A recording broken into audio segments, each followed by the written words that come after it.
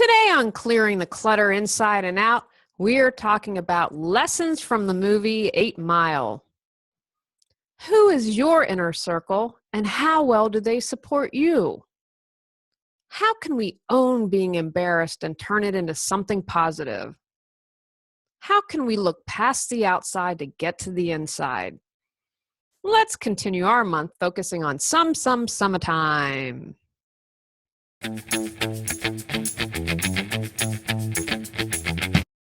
Are you ready to clear your clutter and share your gifts with the world? Every Tuesday at 1 p.m., join me on Clearing the Clutter Inside and Out as I teach you how to navigate the waters to declutter your life, get organized, and become more mindful.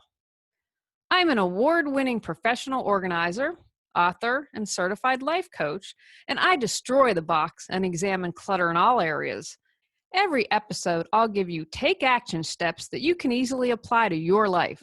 Come on, let's get started.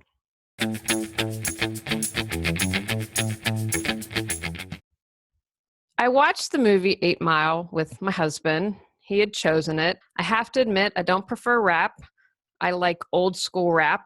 No fucking on the dance floor, which I know is really going to date me. And I'm not a fan. However, I really try to have an open mind and be inspired. And I believe if I'm open, I can learn a lesson from practically anything. I don't know much about the world of rap. This movie is based, I believe it's a semi-autobiographical movie on Eminem, the rapper. You know, not a huge fan, but he is one of the lessons that I learned about today. And so when I watched this movie, it inspired me to do a podcast episode. Here are my 3 takeaways from 8 Mile. The first one, Rabbit surrounded himself with people who supported him. His inner circle believed in him. And Rabbit is the Eminem character, and Eminem did play Rabbit. Here's what I want you to think about. What's your inner circle like?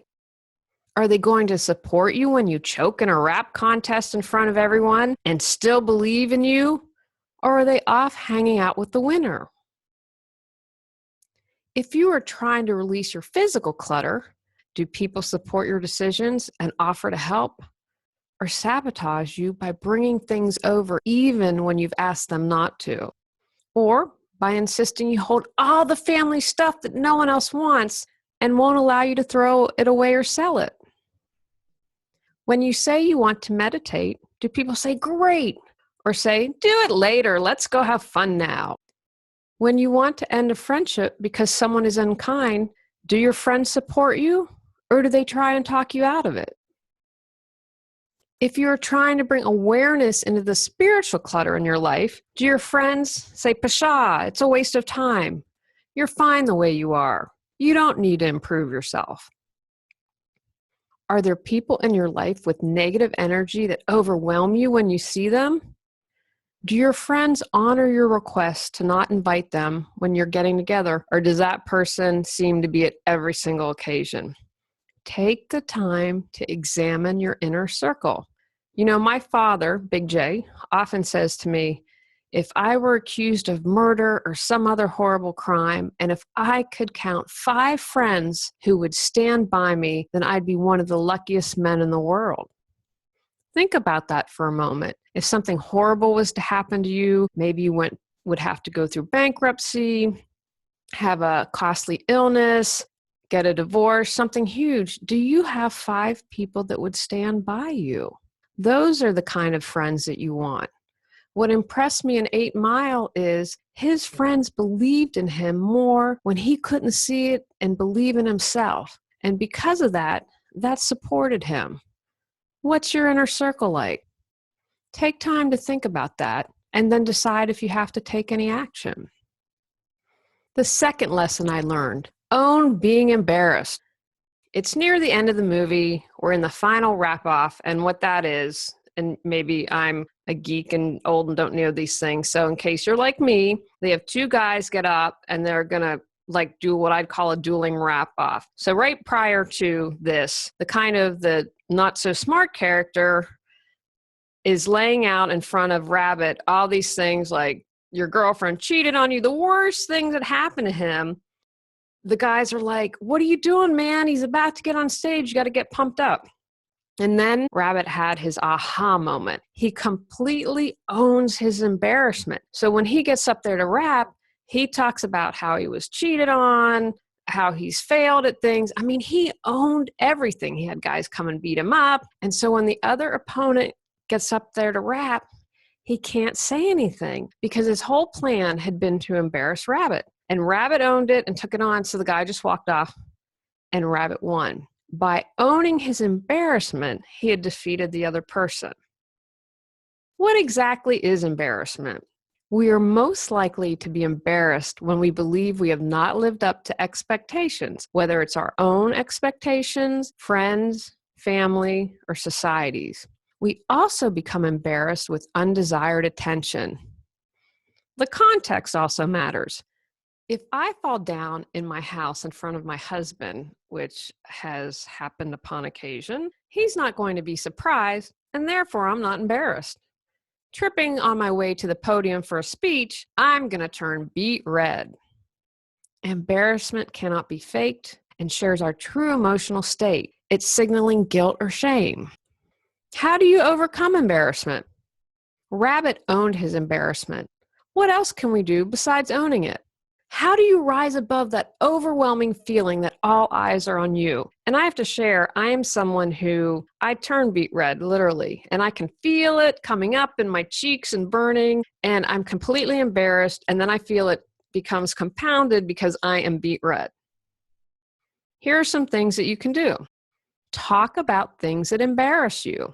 We feel embarrassed because we start assuming what others are thinking, and you all know what it means to assume. When you share embarrassing stories with friends or other people you trust being the key here, you take away the power those moments have over you. You will most likely see that your friends aren't going to judge you negatively. And if they are, refer back to the first lesson I learned. Your friends might end up opening up and sharing their stories, and you realize you aren't alone. Come on, you know you're not alone. We've all been embarrassed. Remember that turning red and feeling awkward shows that you care. We tend to see people who are embarrassed as people who understand when they have crossed a line or made an error. We all know someone who seems to not admit that they have made an error or acknowledge that they crossed a line. Embarrassment seems a lot better now, doesn't it? Ask a question. We fear being seen in a bad light by others and can feel even worse and blush more. Consider asking yourself, I blush when I'm anxious. What does that mean? This allows you to refocus back on the interaction and conversation taking place instead of your own embarrassment. This can help slow down your embarrassment response faster than continuing to focus on your beet red face. It places the focus on the external rather than the internal. Remember, most people are focusing on themselves, not you. Don't take anything personally. All of the steps I just talked about have to do with lessening the blow of embarrassment and taking away some of its power. I think this is a topic to explore in further detail in a future episode.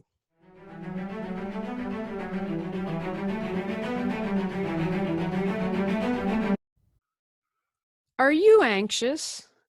Do you feel exhausted? Are you constantly stressed out? Do you feel like you are losing your mind? Are you ready to get your life back? Go to reawakenyourbrilliance.com to learn how I can support you in getting your life back on track.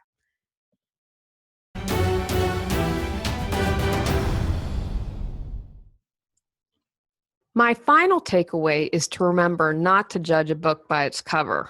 Now, I know this is a pretty basic lesson, but I believe it's something that we can easily forget. Here's what I learned. If I'm honest, I'm not a huge fan of Eminem because I see a lot of his work as misogynistic, violent, anti-gay. Now, I get that that's kind of the gangster rap, and I'm old school and like the nice rap.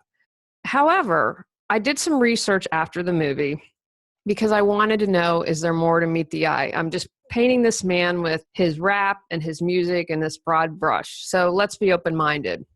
What fascinated me is he is a really wonderful father. I learned, and hopefully I'm getting this right, that so he had a child and he has raised the daughter and the child. I can't remember if the mother is still alive, and I believe had some issues. And so he mainly raised his daughter. In addition to his daughter, and again, hopefully I'm getting this all right, he raised another child that his wife had. And then when his sister died, he raised the sister's child or children. And then his mother, I believe he had a half brother or half sister and raised him or her. And maybe it was the two sisters from the children and his ex-wife they only had the one daughter together. Anyway, he's raising 4 children, one of who is biologically his and the other 3 are not his children biologically. And I know some men out there who would not raise a child that wasn't their own. And from the research I found, he's a really fantastic father. And so that gives me a whole different perspective on him. Do I like his music? No, still not a fan of it. I prefer, again, things like folk music. People aren't going to ever be coming to me looking for what the latest and greatest is. However, it appears that he has done really right by his children. If we choose to see the good in people, we will find it. I'm not saying you have to be someone's best friend, but can you find something that is positive about someone, especially someone that you're not a fan of? As I like to say often, everything is energy. Wouldn't it be better to be neutral about someone or remember the good than focusing on what you dislike or maybe even hate? When Eminem comes up now, instead of thinking of some violent rapper, I focus on what a good father he is. Who have you judged lately? Can you switch it and find something good about the person? Take actions from today's podcast. Look around you. How supportive is your inner circle? Do you need to make any changes? How can you get a handle on your embarrassment in the moment? Which one of the steps I talked about do you think would help you the most? Start practicing it.